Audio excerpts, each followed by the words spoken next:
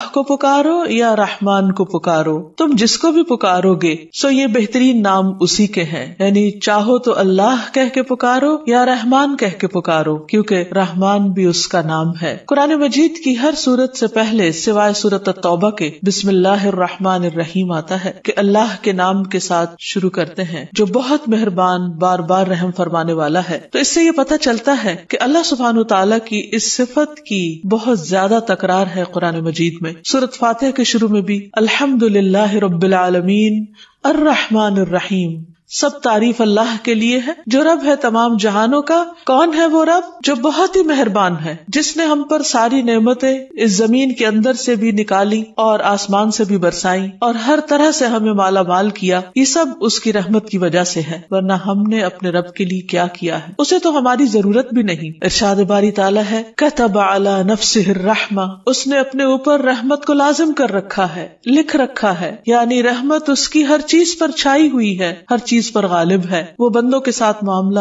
بندوں کے اعمال کے مطابق نہیں کرتا، وہ اپنی رحمت کے ساتھ کرتا ہے۔ ہم بندے دن رات گناہ کرتے ہیں، دن رات اپنی جانوں پر ظلم کرتے ہیں، لیکن وہ ہم پر رحم کرتے ہوئے ہماری تمام ضروریات پوری کرتا ہے۔ الرحمن جو بہت ہی مہربان ہے، اس کی یہ رحمت صرف انسانوں پر ہی نہیں، تمام مخلوقات پر ہے، تمام حیوانات پر ہے، اور پھر یہ رحمت ہی ہے جو انسان کے لیے امید اور آرزو کے دروازے کھولتی ہے اور انسان کے اندر چھپی ہوئی فطرت کو ابھارتی ہے، اسے نیک عمل پر ابھارتی ہے، اس کے اندر سے خوف اور مایوسی کو دور دھکیلتی ہے اور انسان کے دل میں امن و امان کا احساس دلاتی ہے، کیونکہ اسے معلوم ہے کہ اس کا رب بہت ہی مہربان ہے، بہت ہی رحم فرمانے والا ہے، جو ہر حال میں اپنے بندے کا خیال رکھنے والا ہے، خواہ بندہ نیک کام کر رہا ہو یا گناہ کے کام کر رہا ہو۔ اور پھر یہ بھی یاد رہے کہ رحمان کا یہ نام صرف رحمان کے لیے خاص ہے، اس لیے کوئی شخص اپنا نام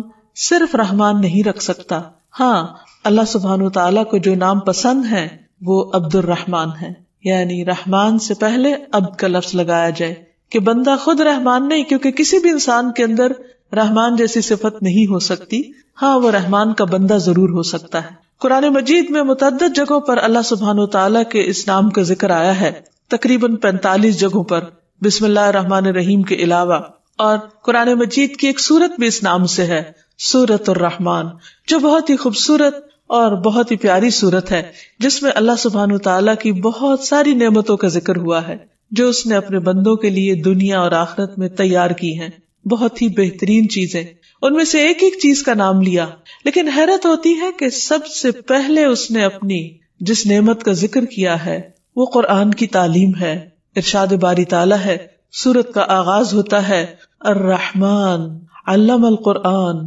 کون ہے رحمان، کون ہے رحم فرمانے والا، کون ہے مہربان جو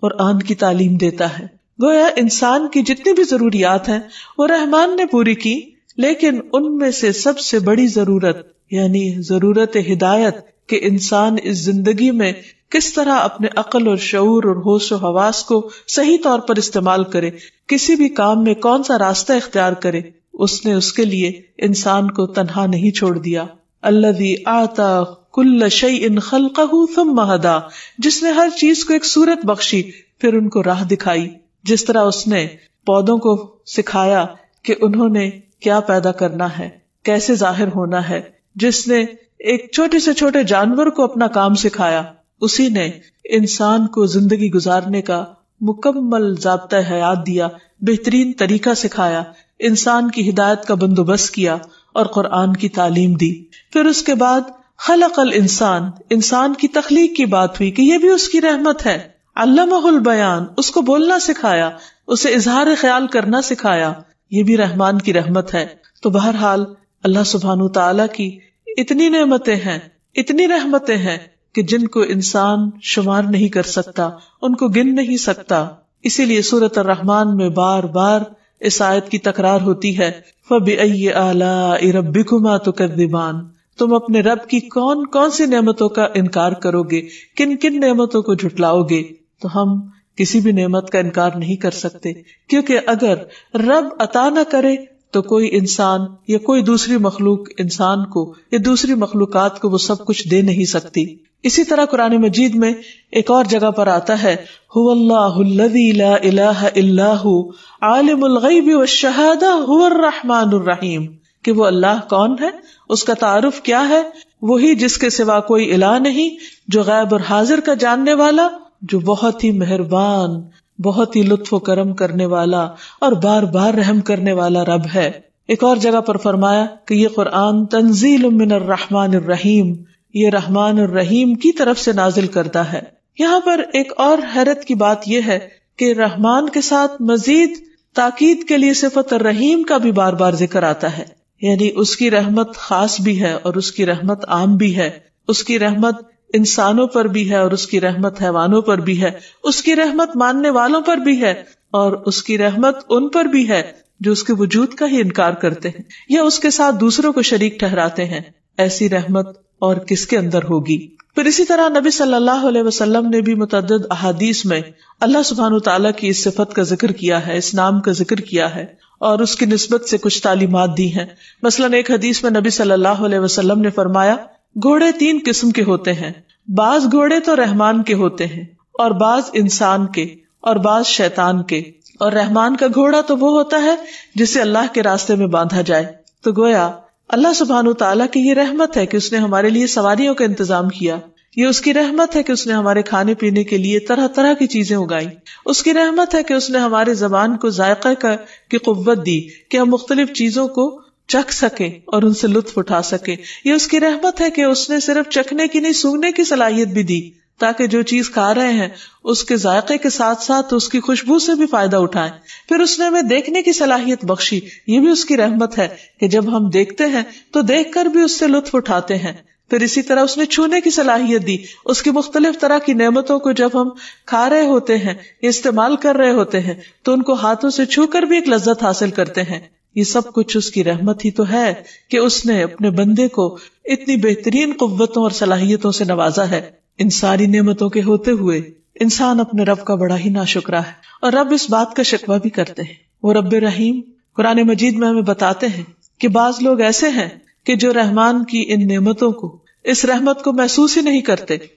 قرآن مجید میں آتا ہے وَإِذَا رَآكَ الَّذِينَ كَفَرُوا إِن يَتَّخِذُونَكَ إِلَّا هُزُوًا أَهَذَا الَّذِي يَذْكُرُ آلِهَتَكُمْ وَهُمْ بِذِكْرِ الرَّحْمَنِ هُمْ كَافِرُونَ۔ اور جب یہ منکر آپ کو دیکھتے ہیں تو بس مذاق ہی اڑانے لگتے ہیں، کہتے ہیں کیا یہی ہے وہ شخص جو تمہارے معبودوں کا ذکر کرتا ہے، جبکہ وہ خود رحمان کے ذکر سے منکر ہیں، یعنی رحمان کی دی ہوئی ساری رحمت سے، نعمتوں سے فائدہ اٹھاتے ہیں لیکن اس کو یاد نہیں کرتے، اس کی رحمت کو محسوس نہیں کرتے، اس کا شکر ادا نہیں کرتے۔ اور جب ان سے کہا جاتا ہے کہ رحمان کو سجدہ کرو تو کہتے ہیں وہ رحمان کیا ہوتا ہے؟ وَإِذَا قِيلَ لَهُمُ اسْجُدُوا لِلرَّحْمَنِ قَالُوا وَمَا الرَّحْمَنُ أَنَسْجُدُ لِمَا تَأْمُرُنَا وَزَادَهُمْ نُفُورًا۔ اور جب انہیں کہا جاتا ہے کہ رحمان کو سجدہ کرو تو کہتے ہیں کہ رحمان کیا ہوتا ہے، کیا ہم اس کو سجدہ کریں جس کا تو ہمیں حکم دیتا ہے؟ اور یہ دعوت ان کی نفرت میں مزید اضافہ کرتی ہے۔ لیکن اس کے باوجود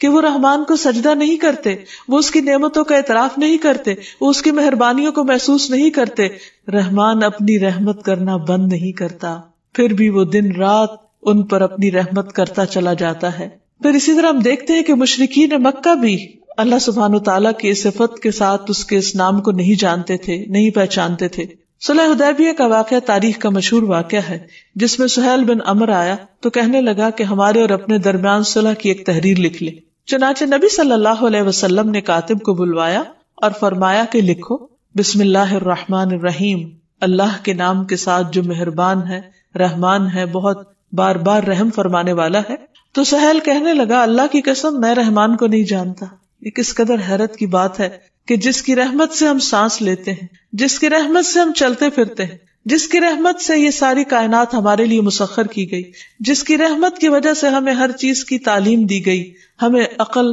اور سوچنے سمجھنے کی قوت دی گئی، اسی کو انسان نہ پہچانے، اسی کی ناشکری کرے۔ تو کہنے لگا کہ میں رحمان کو نہیں جانتا، وہ کیا چیز ہے؟ ہاں تم یوں لکھو بسمک اللہم جیسے تم پہلے لکھا کرتے تھے۔ انسان کے لیے کس قدر بدقسمتی کی بات ہے کہ وہ اپنے رب کی رحمت کو محسوس نہ کرے، کیونکہ یہی رحمت انسان کے اندر ایک رقت پیدا کرتی ہے، اپنے رب کا ایک قرب نصیب کرتی ہے۔ اس رحمت کا احساس بندے کے اندر بندوں کے لیے بھی مہربانی کا جذبہ پیدا کرتا ہے. اور رحمان صرف الرحمان نہیں بلکہ ارحم الراحمین ہے، سب رحم کرنے والوں سے بڑھ کر رحم فرمانے والا ہے. ابو ہریرہ کہتے ہیں کہ نبی صلی اللہ علیہ وسلم کے پاس ایک آدمی آیا اور وہ اپنے بچے کو لے کر اسے سینے سے لگانے لگا، اسے پیار کرنے لگا. تو آپ نے اس سے پوچھا کہ کیا تمہیں اس پر رحم آتا ہے، یعنی تمہارے دل میں اس کے لیے محبت ہے؟ تو اس نے کہا جی ہاں. تو آپ نے فرمایا اللہ کو تم پر اس سے بھی زیادہ رحم آتا ہے. یعنی جس طرح ایک والد یا ایک ماں اپنے بچے سے پیار کرتی ہے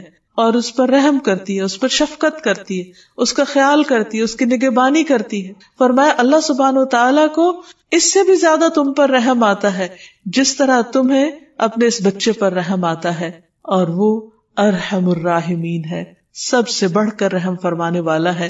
اور اس کی رحمت اس کے غضب پر غالب ہے. حضرت ابو ہریرہ کہتے ہیں کہ رسول اللہ صلی اللہ علیہ وسلم نے فرمایا جب اللہ تعالیٰ مخلوق کو پیدا کر چکا تو اپنی کتاب یعنی لوح محفوظ میں جو اس کے پاس عرش پر موجود ہے اس نے یہ لکھ دیا کہ میری رحمت میرے غضب پر حاوی ہے. یعنی اللہ سبحانہ تعالیٰ کی رحمت اس کے غصے اور اس کے غضب سے کہیں زیادہ ہے. ایک اور حدیث سے ہمیں پتہ چلتا ہے کہ اس کی رحمت کے 100 حصے ہیں جن میں سے اس نے صرف ایک حصہ زمین پر اتارا ہے. نبی صلی اللہ علیہ وسلم نے فرمایا اللہ کے لیے 100 رحمتیں ہیں، ان میں سے ایک جنات، انسانوں، چوپایوں اور کیڑوں مکوڑوں کے لیے نازل کی گئی ہے، یعنی ان کے اندر ڈال دی گئی ہے. اور اس رحمت کی وجہ سے وہ آپس میں ایک دوسرے پر مہربانی اور شفقت کرتے ہیں. اسی وجہ سے وحشی جانور اپنے بچے پہ شفقت کرتا ہے، یعنی دوسرے جانوروں کو وہ ہنٹ کر لیتا ہے، ان کا شکار کرتا ہے، لیکن اپنے بچے کو وہ پلنے دیتا ہے. اور اللہ سبحانہ تعالیٰ نے 99 رحمتیں بچا کر رکھی ہیں جن سے وہ قیامت کے دن اپنے بندوں پر رحمت کرے گا، کیونکہ قیامت کے دن کوئی بھی ایسا نہ ہوگا کہ جس کے اعمال ایسے ہوں کہ وہ صرف اپنے اعمال کی وجہ سے جنت میں جا سکے. اسی لیے اللہ سبحانہ تعالیٰ نے جنت کو بھی اپنی رحمت کہا ہے کہ انتی رحمتی، تو میری رحمت ہے، ارحم بکی من اشاء،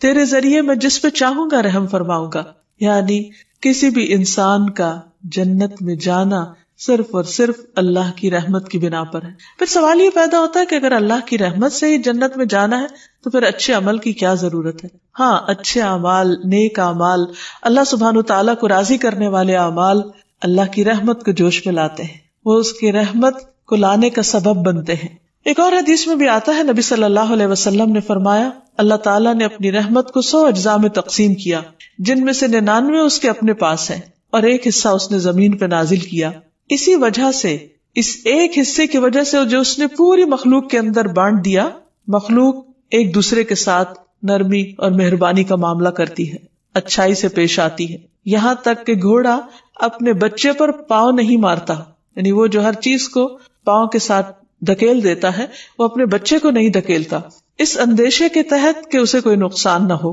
پھر یہ ہے کہ قیامت کے دن اس ایک حصے کی واپسی اور اللہ کے دوستوں کو اس سے مکمل فائدہ پہنچے گا. اللہ سبحانہ تعالیٰ نے یہ جو ایک حصہ رحمت کا دنیا میں اتارا ہے، قیامت کے دن یہ بھی اپنے 99 حصوں میں ڈال کر 100 پوری کر کے اپنے اولیاء اور اپنے دوستوں پر نچھاور فرمائے گا. رسول اللہ صلی اللہ علیہ وسلم نے فرمایا اللہ تعالیٰ کے پاس 100 رحمتیں ہیں جن میں سے اللہ نے تمام زمین والوں پر صرف ایک رحمت نازل کی ہے اور باقی 99 اللہ تعالیٰ نے اپنے اولیاء کے لیے رکھ چھوڑی ہے. پھر اللہ اس ایک رحمت کو بھی، یعنی جو ابھی اس نے اس دنیا میں اتاری ہوئی ہے، اسے بھی اس 99 کے ساتھ ملا دے گا اور قیامت کے دن اپنے دوستوں پر اپنی 100 رحمتیں پوری فرما دے گا. تو آپ سوچئے کہ پھر وہ کیسا انعام ہوگا، کیسا اکرام ہوگا، کیسا احسان ہوگا جو وہ اپنے بندوں پر کرے گا. اللہ سبحانہ تعالیٰ کی رحمت محسنین کے بہت قریب ہے، جیسا کہ ارشاد فرمایا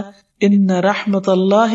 قریب من المحسنین، اللہ کی رحمت نیکی کرنے والوں، احسان کرنے والوں کے بہت قریب ہے. یعنی ویسے تو اللہ سبحانہ تعالیٰ کی رحمت ہر ایک کے لیے ہے، لیکن قیامت کے دن وہ خاص اس کے دوستوں کے لیے ہوگی. وہ دوست کون ہیں؟ جو اللہ سبحانہ تعالیٰ کو اس دنیا میں راضی کرتے ہیں، اس کے احکامات پر چلتے ہیں، اس کی عبادت کرتے ہیں، اس کی اطاعت کرتے ہیں، اس کی خوشی کو اپنی خوشی پر مقدم رکھتے ہیں، اس کی رضا کو اپنی رضا کے آگے رکھتے ہیں. ایسے لوگوں پر اللہ سبحانہ تعالیٰ اپنی رحمتیں تمام کر دے گا. پھر اسی طرح یہ ہے کہ قیامت کے دن اللہ کے نافرمانوں پر بھی کچھ رحمت ہوگی. حدیث میں آتا ہے کہ وہ جہنمی جو اس میں ہمیشہ رہیں گے یعنی جہنم میں، ان پر تو نہ موت آئے گی اور نہ ہی انہیں کوئی زندگی نصیب ہوگی۔ البتہ جن پر اللہ تعالیٰ اپنی رحمت کا ارادہ فرمائے گا انہیں جہنم میں موت دے دے گا، پھر سفارش کرنے والے ان کی سفارش کریں گے اور ہر آدمی اپنے دوستوں کو نکال کر لے جائے گا۔ وہ لوگ ایک خصوصی نہر میں جس کا نام نہر حیات ہے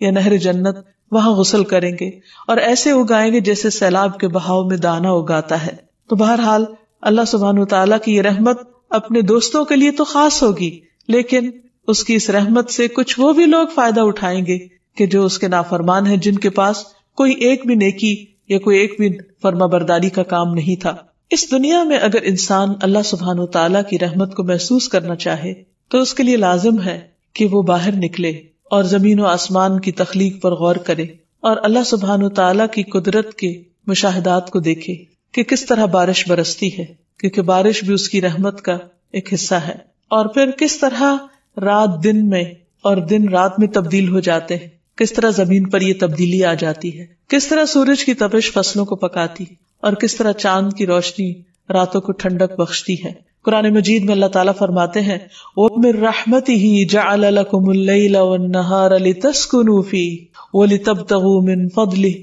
وَلَعَلَّكُمْ تَشْكُرُونَ، اور اس نے اپنی رحمت ہی سے تمہارے لیے رات اور دن کو بنایا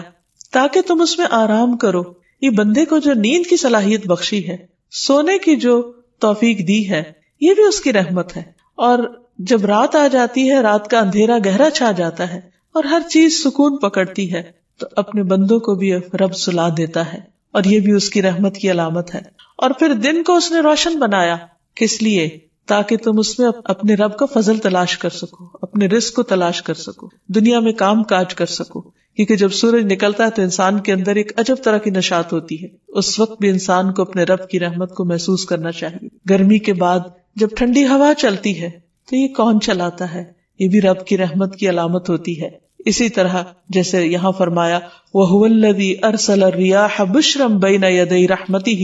وَأَنزَلْنَا مِنَ السَّمَاءِ مَاءً طَهُورًا، اور وہی ہے جس نے ہواؤں کو اپنی رحمت سے پہلے خوشخبری کے لیے بھیجا، یعنی بارش کے آنے سے پہلے جب ہوا چلتی ہے تو اس کی رحمت کو محسوس کرنا چاہیے۔ اور ہم نے آسمان سے پاک کرنے والا پانی اتارا، یعنی بارش کا پانی ہر چیز کو دھو ڈالتا ہے، درختوں کو، نباتات کو اور مختلف چیزوں کو، اور اس میں انسانوں اور حیوانوں کے لیے پینے کا بھی حصہ ہے۔ پھر آپ دیکھیے کہ اللہ سبحانہ وتعالیٰ کی رحمت جو ہے یہ اس کی کسی کمزوری کی وجہ سے نہیں ہے، وہ صاحب اقتدار ہے، وہ عرش پر مستوی ہے، وہ سب سے بلند ہے، اس کے باوجود مہربان ہے۔ دنیا میں آپ دیکھیں گے کہ عام طور پر جب کسی انسان کو کوئی اقتدار ملتا ہے یا کوئی طاقت ملتی ہے تو عموماً وہ ظالم ہو جاتا ہے، لیکن اللہ سبحانہ وتعالیٰ سے بڑھ کر طاقت کس کے پاس ہے؟ اللہ سبحانہ وتعالیٰ سے زیادہ بلند مقام کس کے پاس ہے؟ لیکن اس کے باوجود وہ مہربان ہے۔ قرآن مجید میں آتا ہے الرحمن علی العرش استوى، رحمان عرش پر مستوی ہے، یعنی اتنی بلندی پر ہونے کے باوجود وہ مہربان ہے۔ پھر اسی طرح قرآن مجید میں متعدد مقامات پر العزیز الرحیم کا لفظ آتا ہے۔ ایک طرف وہ زبردست ہے، وہ غلبے والا ہے، وہ قوت والا ہے، وہ اپنا حکم نافذ کر سکتا ہے، اور دوسری طرف وہ بہت مہربان ہے۔ عام طور پر بندوں کے اندر زیادہ تر وہ مہربان ہوتے ہیں جو اپنی کسی ویکنس کی وجہ سے دوسروں پر مہربانی کر رہے ہوتے، یا تو فطرتاً ان کے اندر ایک ایسی کیفیت ہوتی، یا پھر جب وہ دیکھتے ہیں کہ وہ کوئی قوت نہیں رکھتے، کوئی طاقت نہیں رکھتے، تو عام طور پر وہ مسکین ہو جاتے ہیں یا پھر نرم مزاج ہو جاتے ہیں۔ بائی چوائس بہت کم لوگ مہربانی کا رویہ اختیار کرتے ہیں، کیونکہ جو نعمتیں زیادہ ہوتی چلی جاتی ہیں، یعنی ان پر اللہ کا فضل زیادہ ہوتا ہے، وہ تو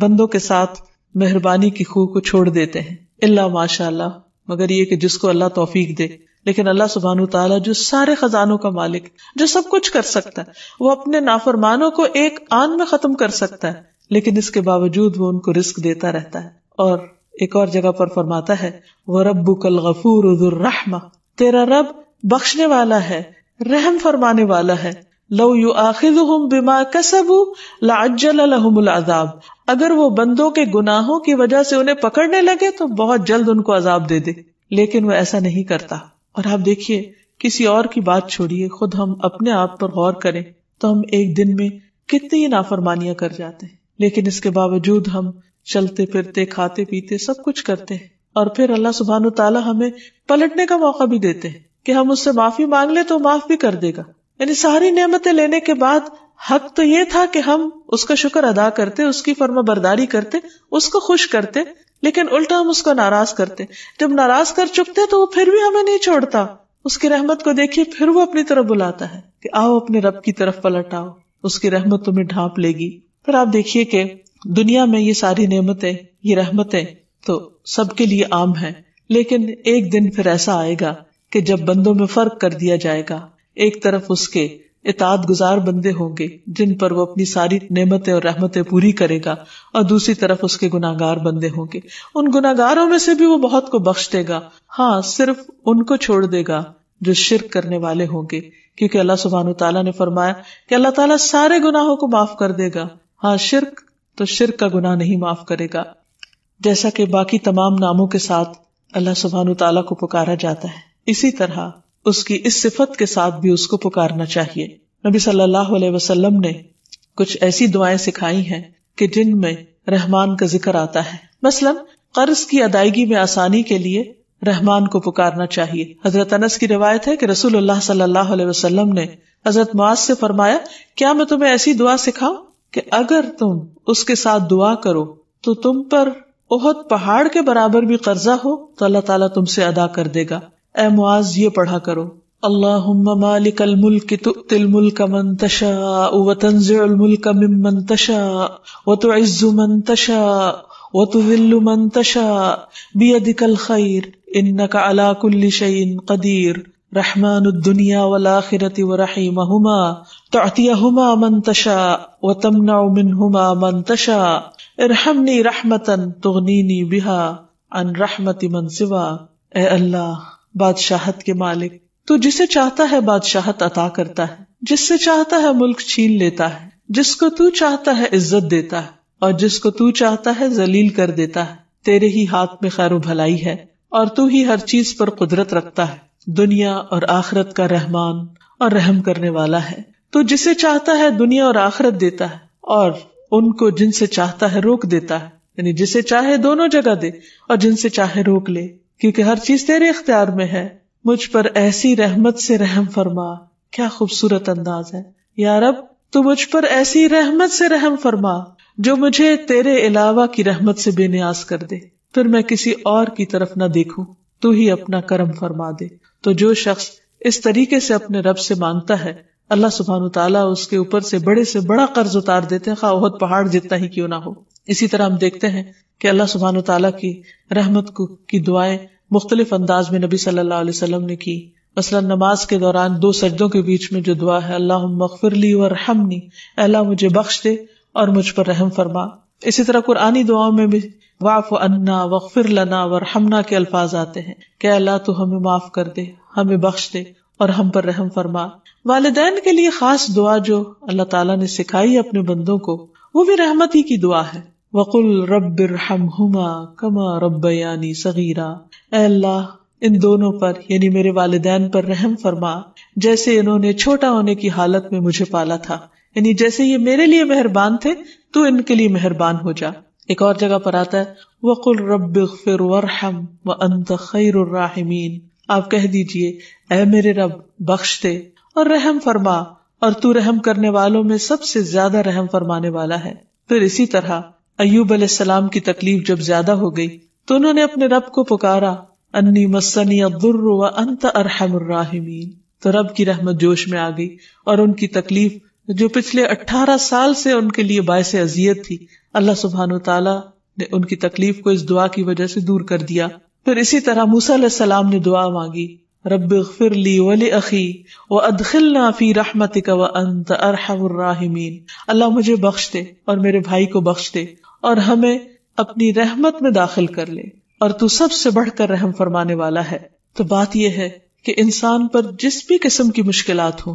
اور اس کے جیسے بھی حالات ہوں اور وہ جتنا بھی گناہگار ہو، اس نے کوئی بھی اگر زندگی میں زیادتی کی ہو تو اسے اپنے رب کی رحمت سے مایوس نہیں ہونا چاہیے. اسے رب کو یا رحمان کہہ کر اس کی رحمت کا مطالبہ کرنا چاہیے، اس کی رحمت کی دعا کرنی چاہیے، اس کی رحمت کو جوش میں لانا چاہیے، اسی کے دامن میں پناہ لینی چاہیے، اس لیے کہ وہ سب سے بڑھ کر رحم فرمانے والا ہے۔ کبھی بھی شیطان اگر دل میں یہ وسوسہ ڈالے کہ تم نے تو اتنے گناہ کر لیے ہیں کہ تمہاری دعا نہیں سنی جائے گی، تو اس خیال کو جھٹک دیجیے۔ بندہ ہمیشہ یہ یاد رکھے کہ میرا رب سب سے بڑھ کر رحمان ہے، ارحم الراحمین ہے، سب سے بڑھ کے رحم فرمانے والا ہے، اس لیے میں اسی کے در پر جھک جاؤں گا، اسی سے مانگوں گا اور وہ مجھ پر ضرور رحم فرمائے گا۔ پورے یقین اور پورے اعتماد کے ساتھ پکارتے رہیے۔ اب سوال یہ پیدا ہوتا ہے کہ اگر رب اتنا مہربان ہے تو بندے کو کیا کرنا چاہیے، ہمارے لیے کیا حکم ہے؟ پہلی بات تو یہ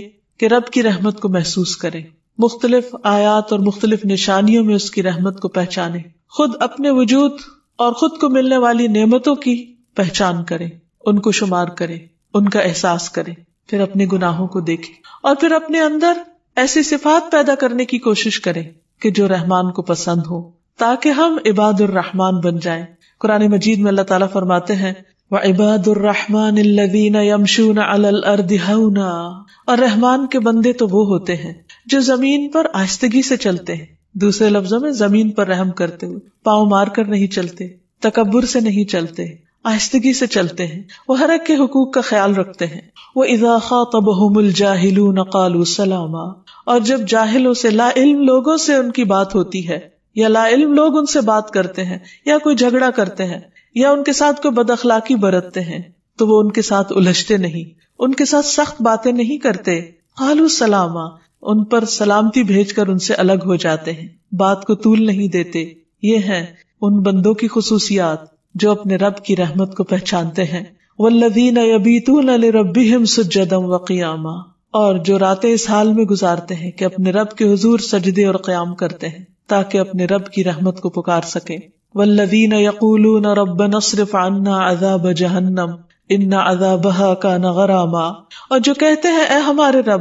ہم سے جہنم کا عذاب پھیر دے، بے شک اس کا عذاب ہمیشہ کے لیے چمٹ جانے والا ہے۔ اگرچہ وہ جانتے ہیں کہ رب مہربان ہے، لیکن اس کے ساتھ ساتھ اپنے گناہوں سے ڈرتے ہیں اور گناہوں کی سزا سے بچنے کی فکر کرتے ہیں۔ انہا ساءت مستقرا ومقاما، بے شک وہ بری ٹھہرنے کی جگہ اور بری اقامت کی جگہ ہے، یعنی وہ سمجھتے ہیں کہ جہنم بہت برا ٹھکانہ ہے۔ یعنی اللہ سبحانہ وتعالیٰ کی رحمت کا غلط مطلب نہیں لیتے، بلکہ اس کی رحمت کے تقاضے کے طور پر ایسے کام کرتے ہیں، ایسی دعائیں مانگتے ہیں کہ جس سے اس کی رحمت سے وہ محروم نہ رہ جائیں۔ والذین اذا انفقوا لم یسرفوا، رحمان کے بندوں کی اور کیا خصوصیات ہوتی ہیں؟ وہ بندے ہوتے ہیں جب وہ مال خرچ کرتے ہیں تو اسراف نہیں کرتے، فضول خرچی نہیں کرتے، کیونکہ ایک اور جگہ پر آتا ہے ان المبذرین کانوا اخوان الشیاطین وکان الشیطان لربہ کفورا، کہ فضول خرچ شیطان کے بھائی ہوتے ہیں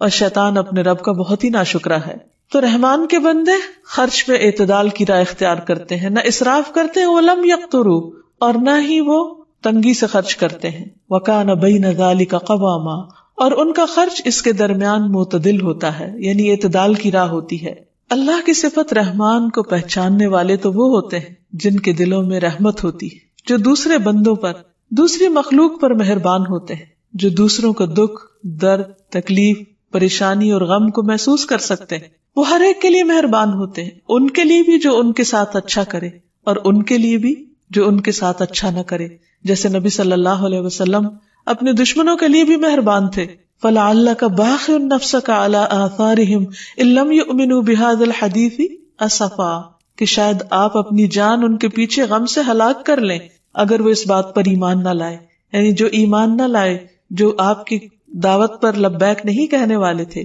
آپ ان کے لیے بھی روتے تھے، ان کے لیے بھی درد محسوس کرتے تھے۔ تو رحمان کا بندہ وہی ہوتا ہے جو سارے اہل زمین پر مہربان ہوتا ہے، جیسا کہ ابو داؤد کی روایت میں آتا ہے، رحم کرنے والوں پر رحمان رحم کرتا ہے، اہل زمین پر رحم کرو، آسمان والا تم پر رحم کرے گا۔ ایک اور جگہ پر آتا ہے، رحم کرنے والوں پر رحمان بھی رحم کرتا ہے، تم زمین والوں پر رحم کرو، آسمان والا تم پہ رحم کرے گا۔ رحم بھی رحمان کی شاخ ہے، جس نے اس کو جوڑا اللہ بھی اس سے رشتہ جوڑ لیں گے، اور جو اسے کاٹے گا اللہ اس سے تعلق کاٹ لیں گے۔ رحم کریں گے تو رحم پائیں گے۔ ایک مرتبہ نبی صلی اللہ علیہ وسلم نے ممبر پر یہ بات ارشاد فرمائی تم رحم کرو تو تم پر بھی رحم کیا جائے گا، تم معاف کر دو تو تمہیں بھی معاف کر دیا جائے گا. اور فرمایا ہلاکت ہے ان لوگوں کے لیے جو صرف باتیں سنتے ہی ہیں، ہلاکت ہے ان لوگوں کے لیے جو اپنے گناہوں پر جانتے بوجھتے اصرار کرتے رہتے ہیں. پھر انسان کی یہ رحمت صرف گھر سے باہر